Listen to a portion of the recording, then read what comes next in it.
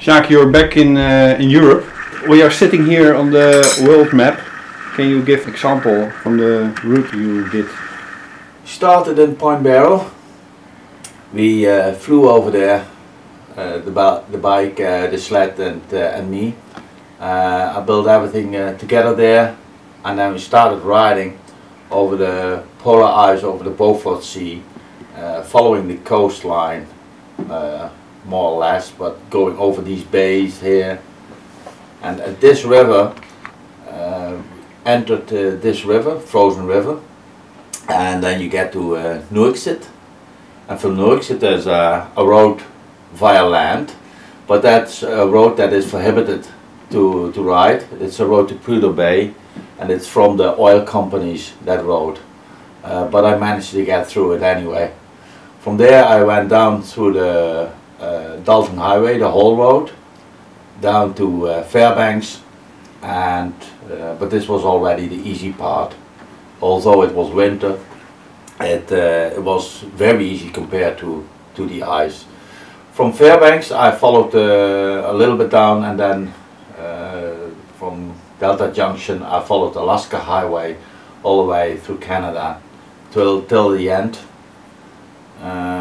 Dawson Creek, that's the end from the Dalton Highway, and then I went through Jasper National Park and to Calgary. From Calgary went down into Montana. That's where I entered the United States. From Montana I went, the only thing I wanted to see is in South Dakota. South Dakota I went to see Mount Rushmore and Crazy Horse. Then I went to Kansas. Kansas is my hometown in the United States. Kansas is also where Kingma was based. Kingma is one of my main sponsors. And I went to visit them, but I went to visit also my friends in Kansas, because in Kansas is also where my movie, my documentary Sjaak the World is produced. From Kansas I went to a little bit up to the Moonshine Run. It's a kind of a breakfast rally. And from there I went down to the most southern point of continental USA, on Key West. When I reached Key West, I finished my goal to go from the northernmost point to the southernmost point. It wasn't exactly the way I had planned. I had planned originally to go till Inuvik over the ice, but I wasn't able to tow the sled, so I had to rent somebody with a snow machine to pull the sledge, and I went for the shortest route as possible, because otherwise I needed a big bag of money, and that was something I didn't have. So I had to shorten it, and the other thing that didn't work is I wasn't able to pull the sled all the way myself. Jacques, Yes. since when do you have a R1 lowrider? Since yesterday I have the low R1 again.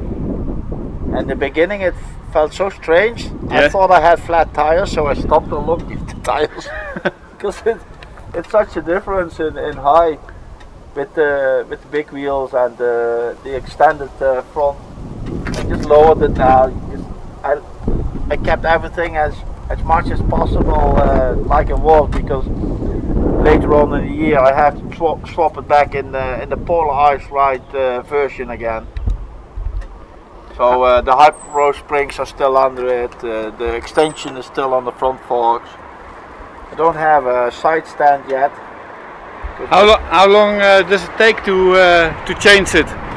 Well, I took my time and I cleaned a lot, although that is not really visible, and I did a lot of taping and so on. So it took me about a day, but I should be able to do it in about half a day to convert it into the polar ice ride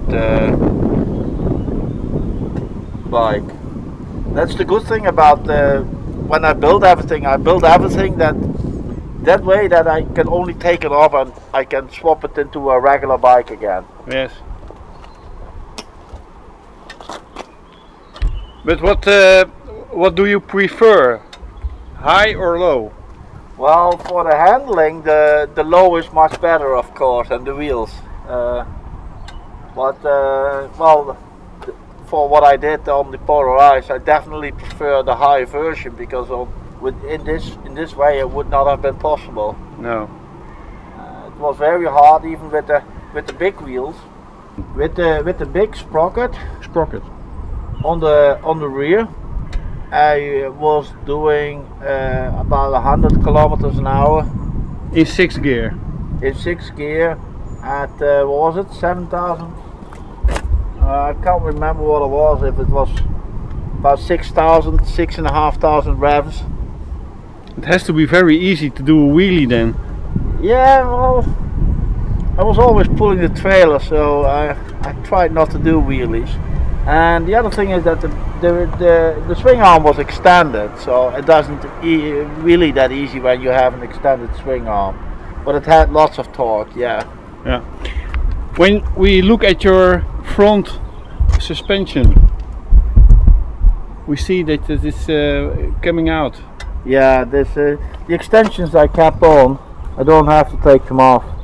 The hot pro springs do the work anyway, and I just have to lower it when I bring it back in polar ice ride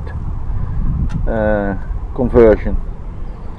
And next time you have to change something on the front suspension? Well, if there will be a next time, this polar ice ride I did with an R1. I also call it the polar ice ride R1.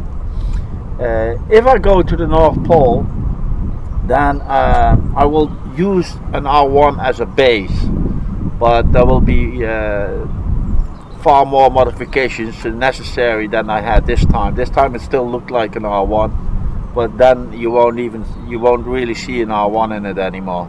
Only the engine and the front. Only the engine and the frame will be an R1, and the rest I will completely rebuild to host a big rear wheel, probably also a bigger front wheel, and yeah, that's the only way to do it. With the standard bike, I won't be able to do it. The good thing is that my polar ice ride R1 was designed and built to pull a sledge. When I go to the North Pole, I finished that. I'm finished with that idea because that won't be possible. So that makes the build a little bit easier. Is a sidecar possible? I wouldn't recommend a sidecar. A third wheel can be very difficult there in the snow. No, I prefer two wheels.